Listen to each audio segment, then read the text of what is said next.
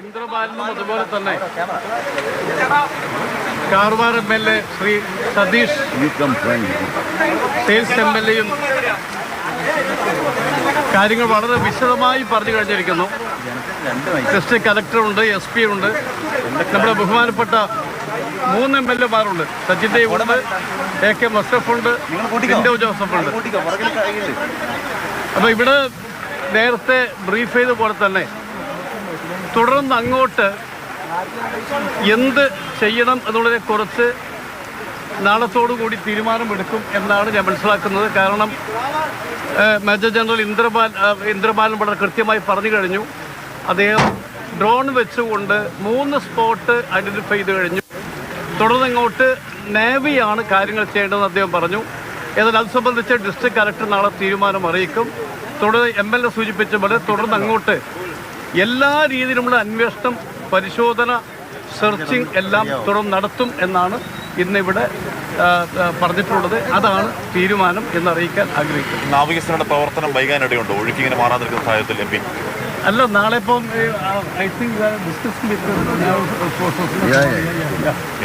നാളെ ഏതായാലും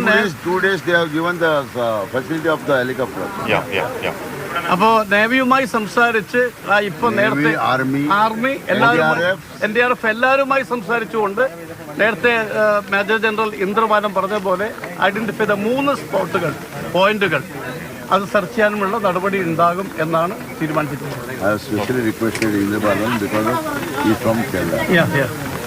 ഇന്ദ്രബാലൻ മലയാളിയാണ്. അദ്ദേഹം ചെന്നൈയിലാണ് താമസിക്കുന്നത്. മേജർ ജനറലായിരുന്നു. ബഹുമാന്യനായ MLA അറിയാലോ, കാരണം ഞാൻ അസംബ്ലിക്ക് പോലും പോകാതെ ഇതിന്റെ കൂടെ നിൽക്കുകയാണ് അദ്ദേഹം. അപ്പൊ അദ്ദേഹത്തിന്റെ ഒരു ഇൻവിറ്റേഷന് മുഖവിലൊക്കെ എടുത്തുകൊണ്ട് അദ്ദേഹം ഇന്ന് രാവിലെ വന്നിട്ടുള്ളത്. തമിഴ്നാട് സ്വദേശി ഒരു ശരവണൻ മരിച്ചിരുന്നു. അദ്ദേഹം DNA മാച്ചായോ? അതറിയും.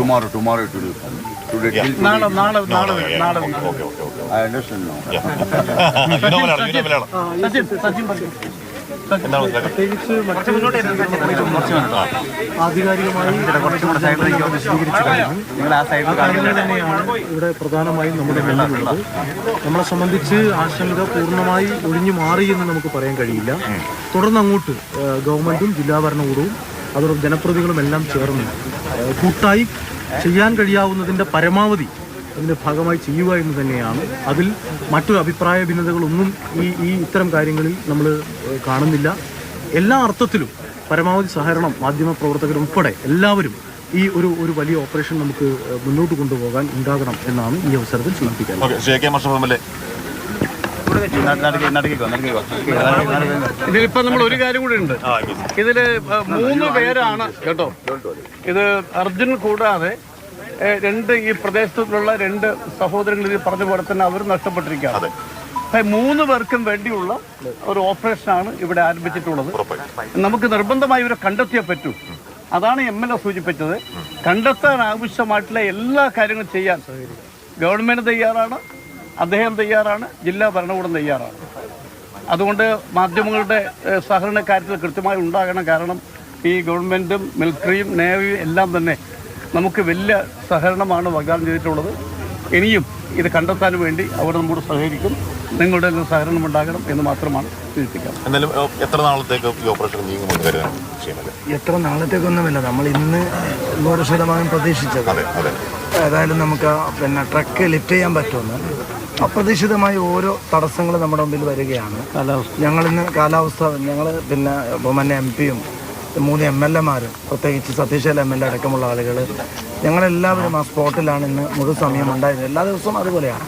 പക്ഷെ നാളെ സതീഷ് MLA ഇന്ദ്രബാലന് അദ്ദേഹത്തിൻ്റെ കൃത്യമായി ഒന്നുകൂടി ഉറപ്പുവരുത്തി നമ്മൾ പ്രതീക്ഷിക്കുന്നത് നാളെ രാവിലെ 6:30 ഇതിൻ്റെ മുങ്ങൽ തുടങ്ങുമെന്നുള്ള ഒരു പ്രതീക്ഷയിലാണ്. പക്ഷെ പലപ്പോഴും വരുന്നത് അവരുടെ ജീവൻ പോലും അപായപ്പെടുത്തുന്ന ഒരു സന്ദർഭം വരുമ്പോൾ നമുക്ക് മുങ്ങണം എന്ന് പറയാൻ പറ്റാത്തൊരു സാഹചര്യമാണ് ഒരു വെല്ലുവിളിയായി നിൽക്കുന്നത്.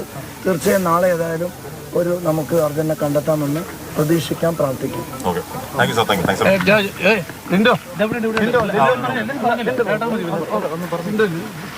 അല്ല, ഇതിനോടകം തന്നെ എല്ലാവരും പറഞ്ഞു കഴിഞ്ഞു. ആ കാര്യങ്ങൾ തന്നെ വ്യക്തമാക്കാനുള്ളൂ.